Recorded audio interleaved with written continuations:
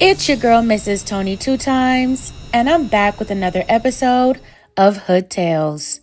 In this video, I'll be taking it back to 2013, to Queens, New York, to discuss the tragic case of a polyamorous live-in love triangle that turned from fantasy to fatal for 38-year-old mother of three, Cheryl Outerbridge. Before we get into this video, I'd like to say thank you to Angela Corbett for her generous donation and support. Thank you. If you'd also like to support financially, you can also send us a Cash App to this information on the screen. It will also be in the description box as well. And to support us for absolutely no cost to you, please hit that like button. Also, make sure you subscribe if you haven't already and join the Tony 2 Times family.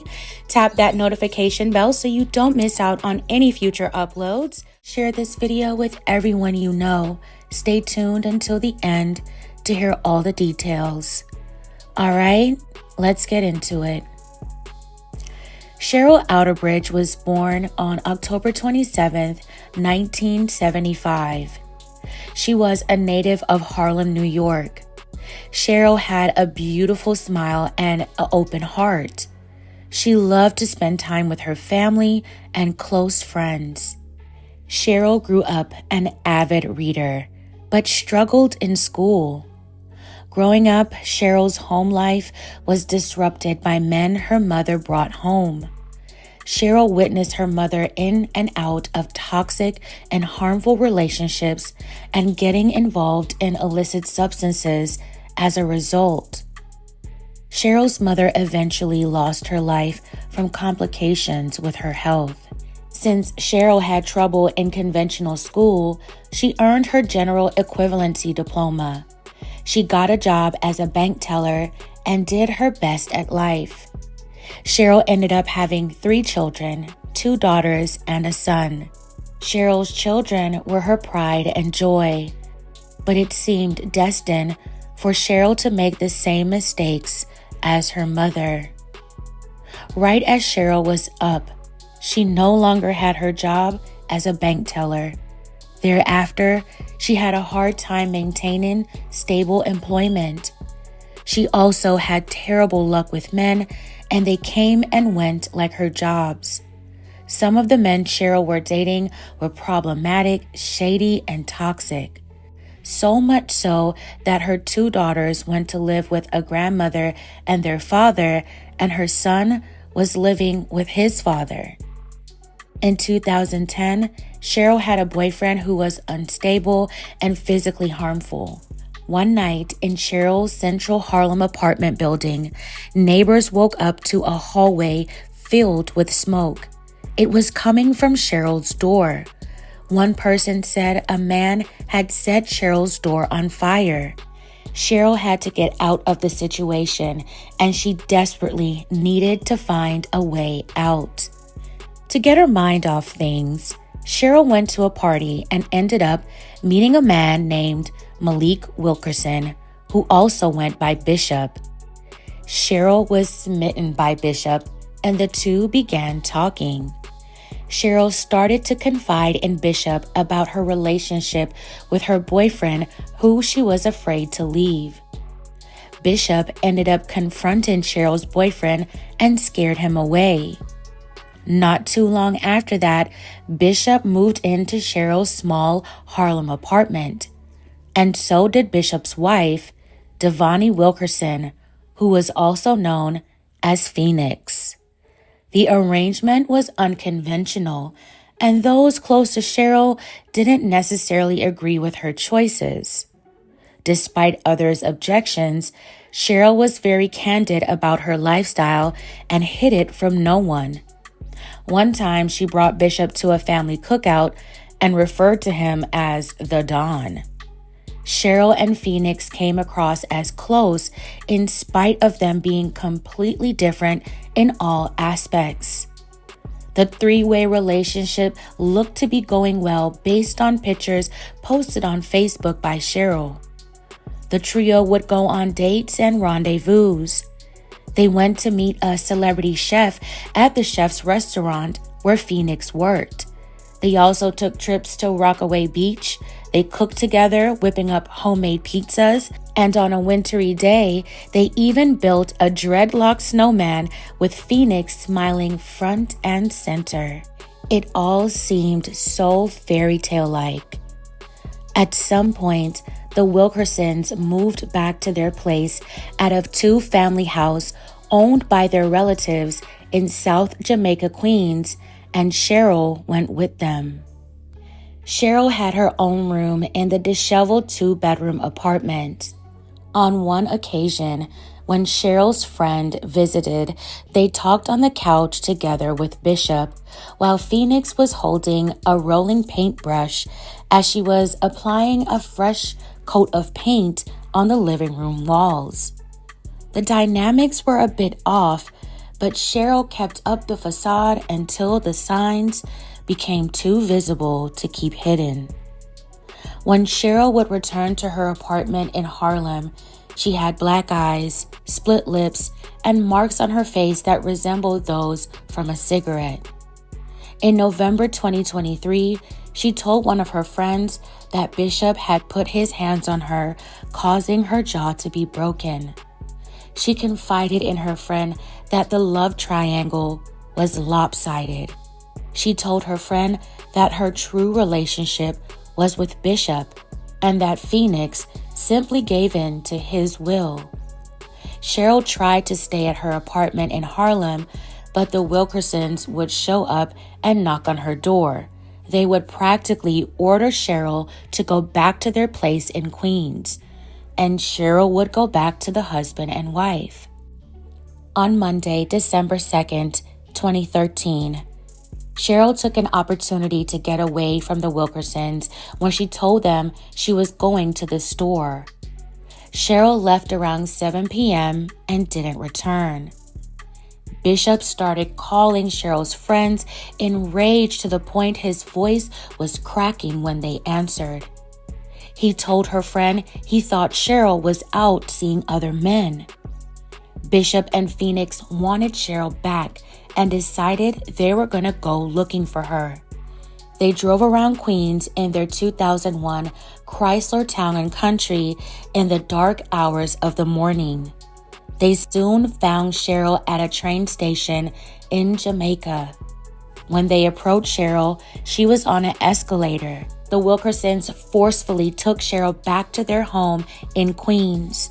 The couple was furious with her for trying to leave, and they were gonna make her pay. Bishop was also upset because he believed for certain Cheryl was seeing other men while she was gone. The couple said they heard the voices of 4 men in the background of Cheryl's phone when she answered.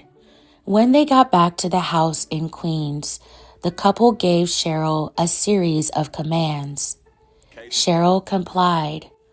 Once her clothes were off, Phoenix noticed what was a new tattoo on Cheryl's behind that read, "Bish Baby." Bish, short for Bishop, is a pet name Phoenix had given her husband. Cheryl had recently got the tattoo on her 38th birthday in October.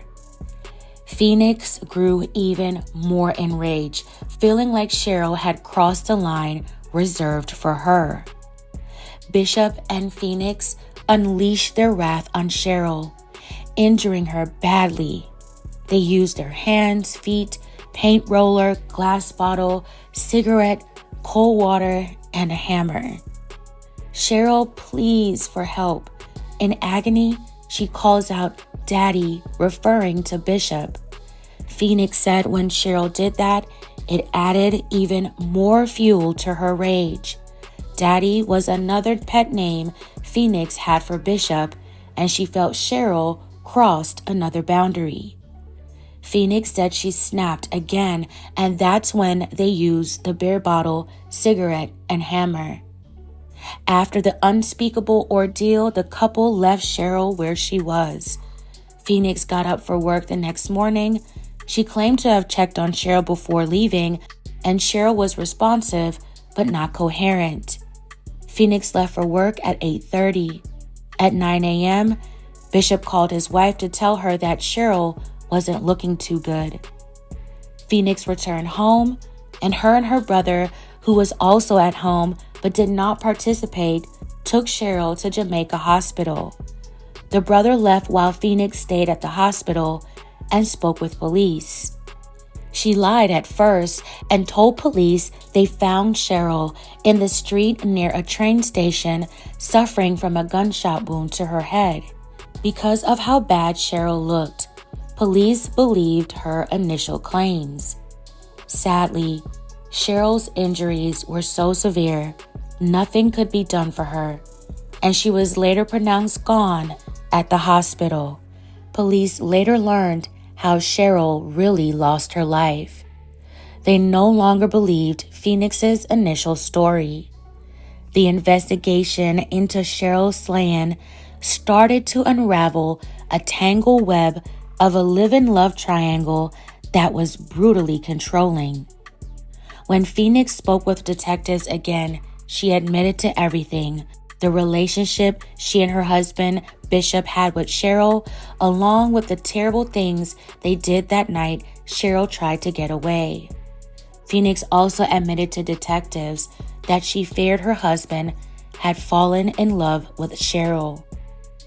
Bishop went on a run and ended up in Pennsylvania. On the same day, Cheryl was laid to rest in New Jersey. Devonnie Phoenix Wilkerson, 32, was arrested and charged with kidnapping and assault.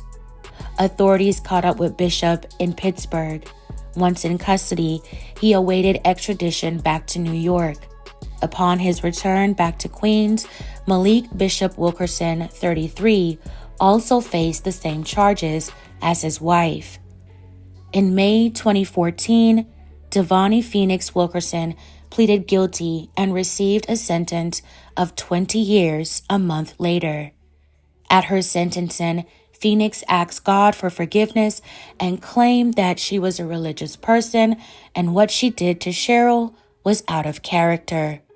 She also apologized to her family and Cheryl's family. Bishop would also plead guilty a year later, and he also received 20 years behind bars. A couple of years into his sentencing, Bishop tried to end his life in his cell. May Cheryl Outerbridge continue to rest in peace. My belated condolences to the family. Cheryl was loved and is missed dearly to this very day. Her children are growing up, and her family keeps her memory alive. Despite Cheryl's choices, she did not deserve to be treated the way she was being treated. She believed in the fantasy of the three-way relationship according to her sister. She believed Bishop would take care of her. By the time Cheryl wanted out, she was in too deep. Bishop and Phoenix acted on nothing but evil intentions. I feel like they preyed on a vulnerable Cheryl and just took over her life for their own twisted reasons. They never really cared about Cheryl.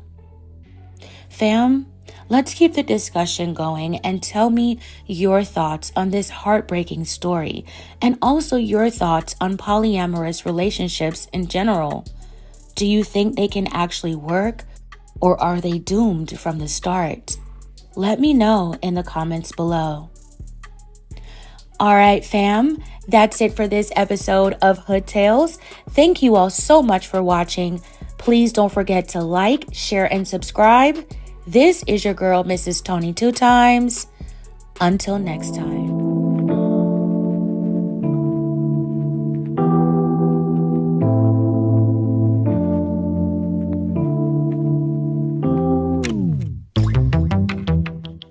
What's going on, YouTube, fam?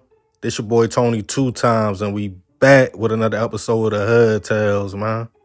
Before I start, be sure to tap that like button. Definitely watch this video to the end to hear the full story and all the details in the case. Try to keep up with me. There's a lot of twists and turns in this situation. For the day one, fam, y'all already know it's all love. Thanks for tuning back into another episode. If you're new to the channel and you feeling the content, feel free to subscribe. Definitely hit that notification bell so you can be notified every time we drop a new video. Oh yeah, Feel free to share the channel with your peoples. Everybody is welcome. Let's get right into the story. As parents, raising kids is one of the toughest but most rewarding jobs in the world. As soon as your little one enters this world, we already have so many dreams and aspirations for them. You hear it all the time. My son is going to be an athlete, or my daughter is going to be a lawyer. We spend years watching them grow from babies to young adults, witnessing all their growing pains and being there to get them some game on this thing we call life, the best way we know how. I learned years back, it's no handbook on being a parent. We all do the best that we can. If you come up rough, your sole purpose might be to make sure you work hard enough so your kids can have a better life. Or if your pops wasn't around, you probably tell yourself as a man, I'm gonna make sure I'm there every moment of my child's life. But with most kids, it comes a time where they want to venture out and explore the world for themselves. Around about high school, a young man or woman begins to learn themselves, their crowd, what they are into, and understanding their environment. Most parents fear this because in a way, it's them pulling away. And for you, eventually, you have to let go. In a lot of situations, that's when you become a proud parent, watching your child walk that stage or get their first jobs. But for some people, unfortunately, their fear of letting go becomes a reality when their child steps out here and loses their life or goes to prison. Even though it's not the parents' fault, some take their pain and it turns into rage. And on this episode of Hood Tales, we'll be taking it to New Orleans, Louisiana, to discuss the case of a father who lost his kids and got street justice before the man accused made it to trial. Back in 2021, everything seemed on the up and up for 46-year-old Bokio Johnson. He had made a good life for himself in New Orleans and had a career as an electrician. Bokio prided himself on being a stand-up man and, more importantly, a good father, especially since if you know anything about the NO, you know it's always been considered one of the most dangerous cities in the world. So he knew being in his kids' life could keep them from going down a certain path, especially since his daughter at the time, 25-year-old Breonna Brown, had got caught up in the streets at a young age. Back in 2016, she was accused of taking the life of a 19-year-old young woman over a street debt. She was convicted of manslaughter and received a 30-year sentence. But Breonna's sentence was overturned after a few years, and in January 2021, she was released on a $50,000 bond, while the courts waited to see if it would be a retrial. Now back home, Bokio was happy his daughter could possibly get a fresh start in life. Breonna was also super excited to step back in where she left off in her little brother's life. Bokio's son, 18-year-old Caleb Johnson. Even though Caleb and Breonna had different mothers, the two were close, and Caleb was taking a different path than his big sister. A popular young man at Etna Carr High School, Caleb was a senior. He played football and was just days away from graduation. To this point, even living in the NO, the young man had kept his nose clean. But one day, he decided to reach out to an old associate who had attended his same high school, 20-year-old Hollis Carter. The conversation was about a purchase of a handgun. Allegedly, Caleb was trying to buy a gun, and Hollis told him, I know where you can get that from. Let me make some calls. Caleb then confided in his big sister Breonna, telling her he was about to make that move. Knowing a little bit more about the streets and being older, she told her little brother, I will go with you to make sure nothing shaky goes on. Hollis, nicknamed Hot, hit Caleb back and told him it was a go. He told the young man he could pull up at the Cypress Run Apartments and grab the blick. Caleb told Breonna it was time to make that play. Also in the car with him at the time was his girlfriend. On March 28th, 2021, a little bit after 1 p.m., they all headed to the complex. Hot told them where to park at, and he pulled up soon after that. Not long after, the two young men had a brief conversation. When in the mix of that, over 20 shots went off, and a Honda fled the scene. Witnesses called NOPD, who responded to the location to find Caleb, Breonna, and Caleb's girlfriend all in the car suffering from multiple gunshot wounds. Caleb's girlfriend would be rushed to a local hospital in stable condition, but unfortunately, both Caleb and Brianna would pass away from their injuries at the scene. As police talked to the neighbors, everyone stated 2 cars pulled up, and after a few words, a man started shooting. As word got out to the siblings' parents, everyone was hurt and in shock, and all stated Brianna had made her mistakes, but she tried to keep her little brother on the right track as Caleb started hanging with the wrong crowd. And the young man had dreams of after graduating, which was only 21 days away from when he lost his life, of going to the Navy, then starting his own business, flipping houses in his hometown. But their father, Bokio, was broken, feeling like he let his kids down. According to friends and family, the man went on a downward spiral. He stopped going to work, didn't want to talk to nobody, and wanted answers on what happened to his kids. It wouldn't take long before detectives saw messages in Caleb's phone to Hollis. They located the young man and took him in for questioning. Hollis told police he was at the apartments the day to facilitate the gun purchase between Caleb and another man, but he claimed somewhere in the mix, Caleb got irritated and Hollis started shooting. With the confession, he was taken into custody, charged with 2 counts of first-degree hit and attempted hit. As Caleb's family watched his high school video his classmates put together for the young man, it showed he would have won the best smile and he was very loved in his school. His mother spoke about how much his death impacted his 3 younger brothers that looked up to him very much.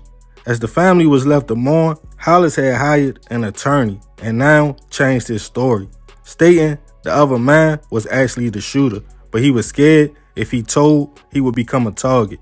He claimed to not know the person by name, but Caleb's girlfriend had survived the shooting, and she let it be known Hot was the shooter. The young lady was placed in witness protection so she could testify when the trial date came. At first, Hollis had a $1 million bond, but it would soon be dropped to $375,000, in which the young man posted bail. He was soon released on a box. This made Bokio feel some type of way, that the man accused of taking his children's lives was free.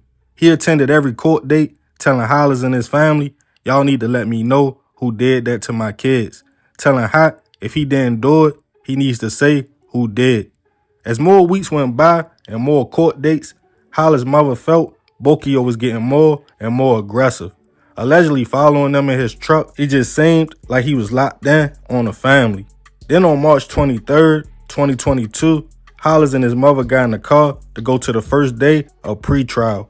While en route, a car pulled up and opened fire, hitting Hollis in the head and striking his mother more than 6 times. It was broad daylight. Witnesses who saw the incident called NOPD.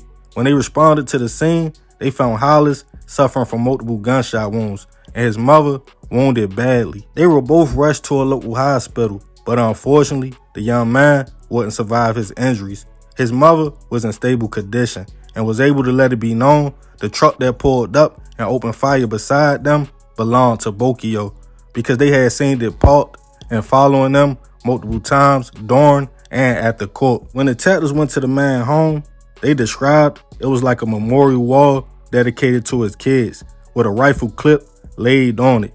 They felt Bokio took the law into his own hands and took Hot's life.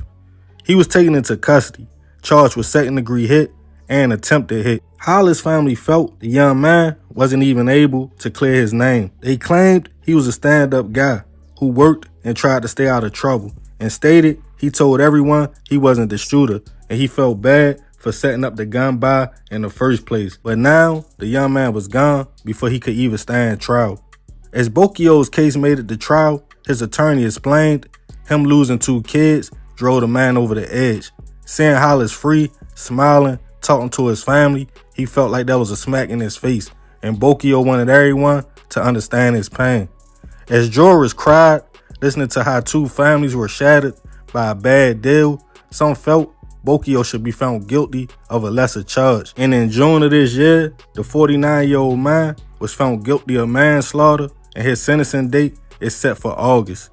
Rest in peace to Caleb, Brianna, and Hollis. I send my prayers and condolences to all families impacted by this situation.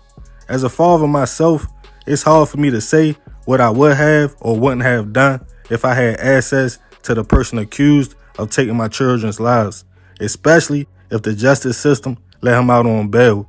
So I'm going to ask y'all, do y'all think Bokio should have let the system decide if Hollis was guilty or not? Or do you feel like he was right for holding court in the streets? Let me know in the comments. And remember, we got to succeed, not to fail, so we won't be just another hood tale. Yeah, man, crazy story. Rest in peace to all three of them young people that lost their lives in this situation. But I ain't gonna talk too much more about this one. I appreciate you if you made it to the end. Y'all already know it's all love, fam. This is another episode of Hood Tales. This your boy Tony 2 times. I'm out.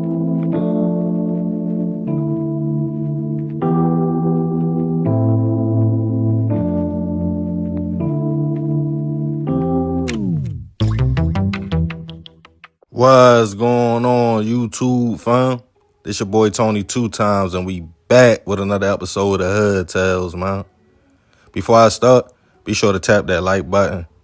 Definitely watch this video to the end to hear the full story and all the details in the case.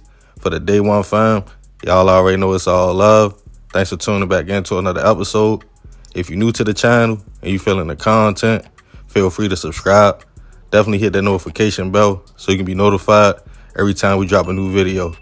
Oh yeah, share the channel with your peoples. Everybody is welcome. Let's get right into the story.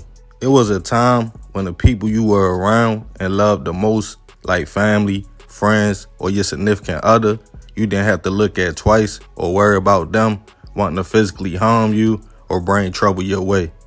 A lot of us, including myself, probably only heard about those days when you could trust your circle, because nowadays you have to be on point, watch everybody, and hope they have your best interests at heart. The thing about people in relationships, nobody will introduce themselves and say, yeah, I'm only rocking with you for benefits or just waiting for my opportunity to cross you out. Most individuals smile, show love, seem solid, to the point it's easy to let your guard down and say this person is 100. And for us men, a lot of times a pretty face and a smile will have us so off point we can't focus on who the female really is on the inside. When we have love for a woman and make her our girl, I know women don't think this, but for most dudes, that's them saying, I trust you and have feelings for you, to the point I'm letting you in my mix in everyday life. We rocking out and I don't think you would hurt me. But in a world where females are carrying it like men, and sometimes even colder, even the woman you choose to lay with at night could be plotting on you and waiting on the perfect opportunity. And depending on the motive, the outcome could be fatal. And on this episode of Hood Tales, we'll be taking it to Chicago, Illinois, to discuss a case of a man backdoored by his girlfriend so she could pay off a street debt. Back in 2019, 30-year-old Eric Hamilton was navigating the streets of Chicago. Eric was very popular around his way and always liked to have fun, go out, and be the life of the party. The young man seemed to have a tight circle of friends and people he rotated with, and also had no problems in the area of getting female attention. Nicknamed E-Money, he prided himself on just that, being smooth, politicking with the ladies, and getting money. But one person seemed to have a special spot in Eric's life, 27-year-old Eupora Jackson. Eric and Eupora had been in an on-again, off-again relationship, and she seemed to be the one woman Eric would put a title on and call his girlfriend. By July 2019, the couple had patched things up again and were back rocking tight, but the young lady had a few secrets she wasn't telling her man. For one, she was engaged to somebody else, and the second, she had found herself in some trouble in the streets. Allegedly, a gun came up missing around the way, and Eupora's name kept coming up in the mix, and the person who was accusing her of taking the gun wanted to be cashed out for it or she would face street justice. Instead of telling E about the people she owed, she decided to come up with a plot to make things right. On July 25th, the couple prepared to go out on a night on the town, and E was planning to take Eupora to a party with him. After a long night of partying, all the way until about 3:30 a.m., the couple headed back to E's apartment at Park Manor on the 6700 block of South Wabash. As the couple walked in the home, tired, E walked back to his bedroom, and Eupora stayed behind in the living room. She texted somebody before opening the window. Trusting his girl, E paid it no mind. Then about 4 a.m., a man entered the apartment through the window and went straight to E's room. Gun in hand, the man demanded some grass that he felt E had. And before he could even respond, multiple shots went off, hitting E, before the shooter put a pillow over his head while E screamed out for his girl and shot again. But Upora was already gone with the grass, and the shooter now was gone too. That same morning, when E didn't respond to calls or texts from family and friends, they all decided to go check on him at his spot. When they got there, they found E shot multiple times and called CPD. When police responded to the house, they quickly realized, unfortunately, E had already passed away from his injuries, including a gunshot wound to the middle of his head. After talking to his peoples, police discovered E was alive and well at a party just a few hours earlier, and he didn't attend the party alone. He had his girlfriend with him. Detectives searched Upora's name on social media and felt something was off immediately. When just hours after the shooting, she posted on Facebook asking did anybody want to buy a gun. It was a 9mm, the same caliber used on the hit on E. Police quickly located the young lady and took her in for questioning. After a brief interrogation, she told detectives she owed somebody for a gun she stole. Scared they would hurt her and not having no money to pay them back because she wasn't working, she came up with a plan. After realizing E had a lot of grass in his apartment, she felt this would be the best way to pay her debt back. She admitted the night of the party, she was texting the man she owed, telling him step by step what was going on, and after returning home, saying E was a little tipsy, she opened the window and texted dude like come now. The person came through the window and ambushed E. While right there, she stated she got the product and ran out as he yelled her name for help. She stated the gun was gone and she never gave up the name of her accomplice. She was taken into custody, charged with first-degree hit and other charges. At Upora's first court date, she broke down in tears after the judge read out her charges and ironically let it be known she was engaged and helping her sister raise her kids. She was held with no bail. Even after 4 years, I couldn't find any more information if anybody else was charged or if Upora was convicted or not, and she is innocent until proven otherwise. Rest in peace to Eric. I send my prayers and condolences to his family. This is a messed up situation. Upora was cold for how she played it. Eric really didn't even know her, even though that was his girlfriend. She was involved in cruddy activity in the streets, stealing guns, and where she probably set them up the same way so somebody could take the blick in the first place. Then she had a whole fiance. I know when E saw the shooter and realized the girl he trusted wasn't scared of nothing and helping searching for his pack, he felt super betrayed.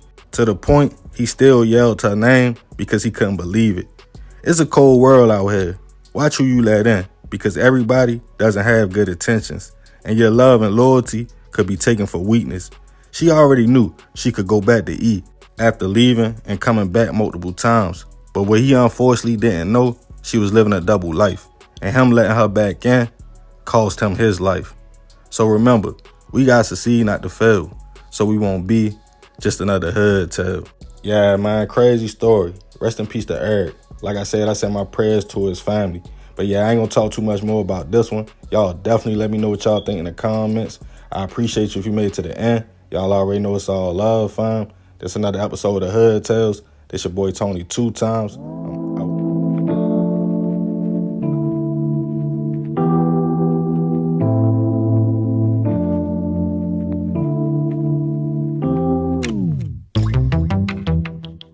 What's going on, YouTube, fam? This your boy Tony 2 times, and we back with another episode of Hood Tales, man. Before I start, be sure to tap that like button. Definitely watch this video to the end to hear the full story and all the details in the case. Y'all try to keep up with me. It's a lot of information. For the day one, fam, y'all already know it's all love. Thanks for tuning back into another episode. If you're new to the channel and you feeling the content, feel free to subscribe.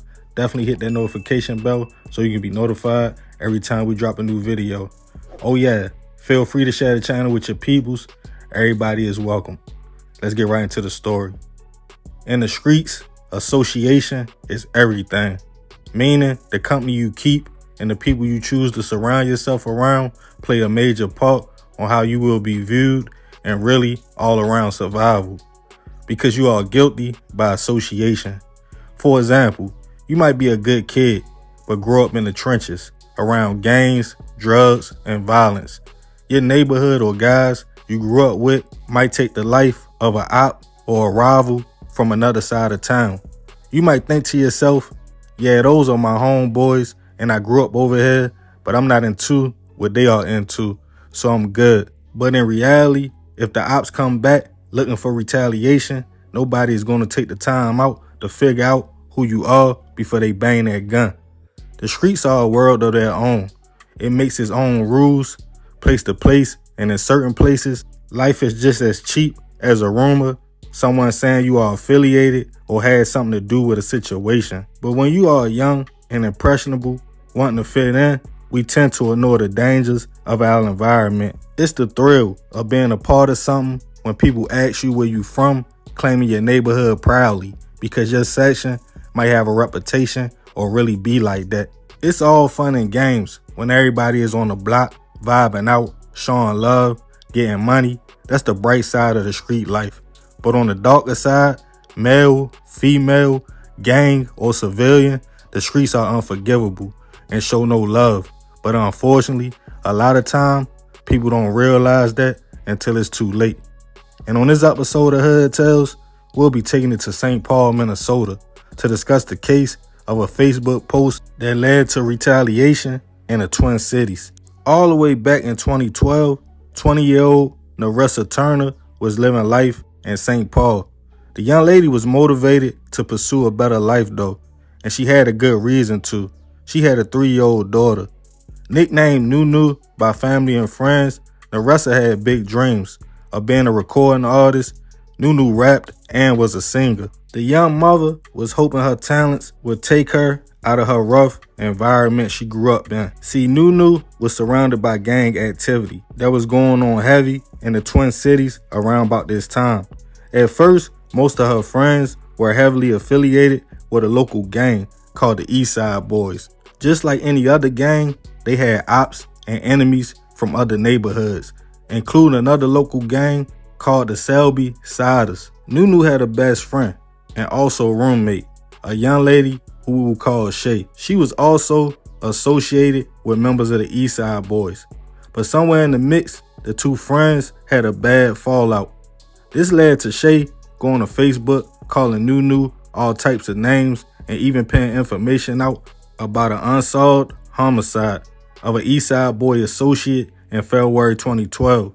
A 22-year-old man named Dominic Neely was dropped off by his father in the 1100 block of Western Avenue in St. Paul.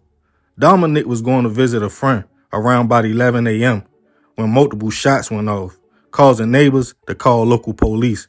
When police responded to the location, they found Dominic laying by a garage suffering from multiple gunshot wounds, and unfortunately, the young man and father wouldn't survive his injuries. Even though it was daytime, no one witnessed the shooting. They just heard the shots. As his family pleaded for information, stating Dominic had friends associated with the East Side Boys, but he himself didn't participate in anything. But Shay claimed Nunu was one of the people involved in facilitating the ambush, claiming Nunu had switched sides and was now rotating with the ops, the Selby Siders. She made a post stating, "I'm going to expose you. You shouldn't have never told me you helped set that up." As the word hit the community, members of the East Side Boys felt betrayed. Someone they trusted was allegedly rocking with the ops and got their peoples hit. No one knew if Shay was speaking facts or spreading rumors, but all in all, Nunu was being judged by her new association. The young lady started receiving threats on her life with people she once called friends, considering her a op. Nunu took the threat serious and decided it was time to get her and her daughter out the city to start a new life. She eventually took her and her daughter and headed south to Atlanta.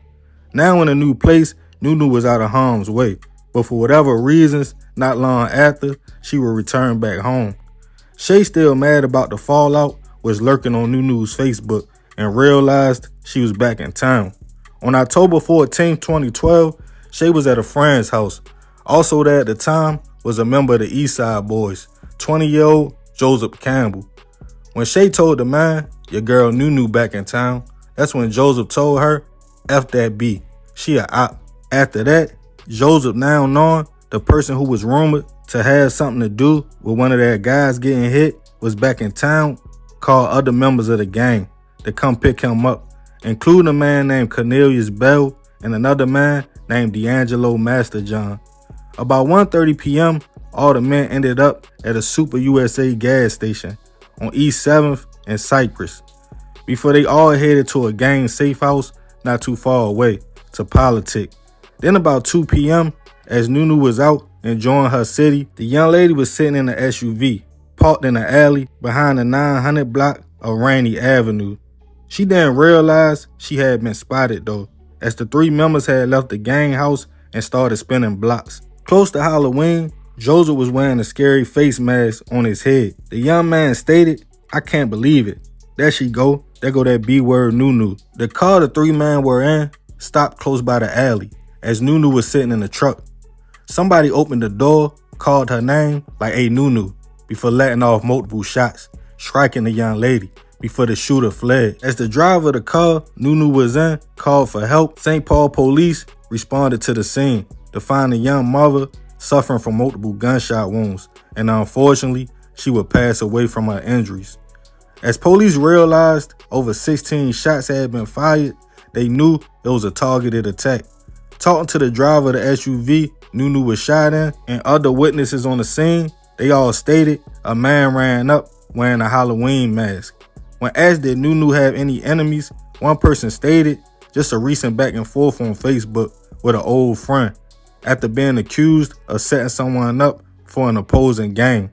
Family members told detectives the young lady had just came back in town. She had recently left because she was in fear for her life. This led detectives to search Nunu's social media. They saw her and Shay having a small back and forth, and the post that started it all was Shay telling Nunu, you shouldn't have never told me about that situation with Dominic. Police went to grab Shay and bring her in for an interview. She admitted her and Nunu had fell out prior to the back and forth on social media. She stated all of their associates viewed Nunu as an op and wanted retaliation, but she claimed she didn't know who would actually shoot the young lady. As the interview got more aggressive, she admitted she was lurking on Nunu's page and told Joseph she was back in town.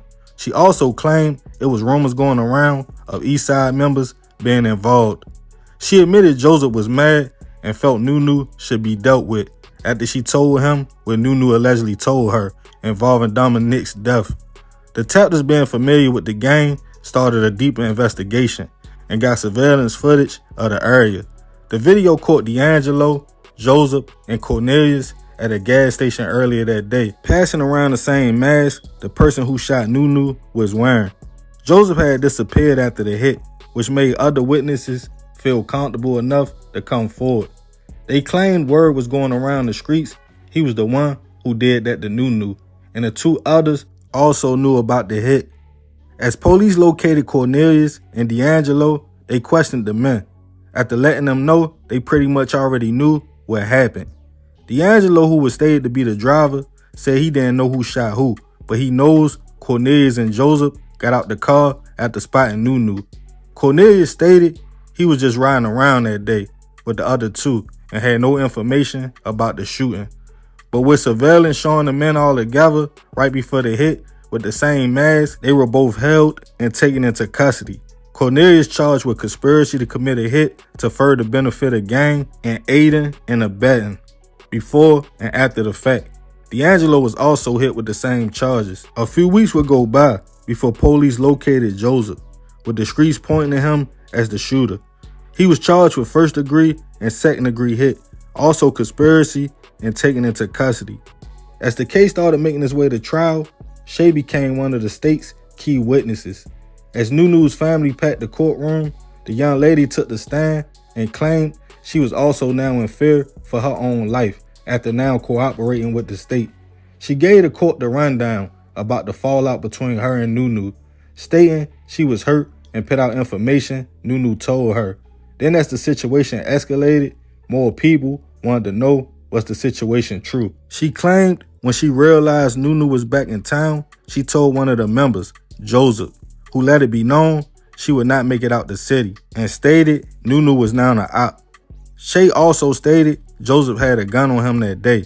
With her testimony, Joseph was found guilty of all charges and sentenced to life in prison. With no evidence D'Angelo or Cornelius knew what was about to take place that day, both men conspiracy charges were dropped, and D'Angelo received 30 days in jail for aiding and abetting, and Cornelius 6 years for aiding and abetting and lying to police, in which his attorneys argued he was in fear for his own life. Even though Nunu's family received justice, the bloodshed didn't stop there. In 2017, D'Angelo got into an argument with a man named Charles Jones in the east side of Red Wing in Minnesota when he was shot and didn't survive his injuries. In 2018, Charles would get 10 years in a plea agreement. Rewind a little bit before that, in 2015, while family and friends were celebrating Nunu's life, they were all at a vigil at the same block she was hit at when someone opened fire on the crowd. A father, family man, and person who was just there to support the family, 37-year-old Sanika George, was shot as he tried to shield the kids from getting hit. He unfortunately wouldn't survive his injuries.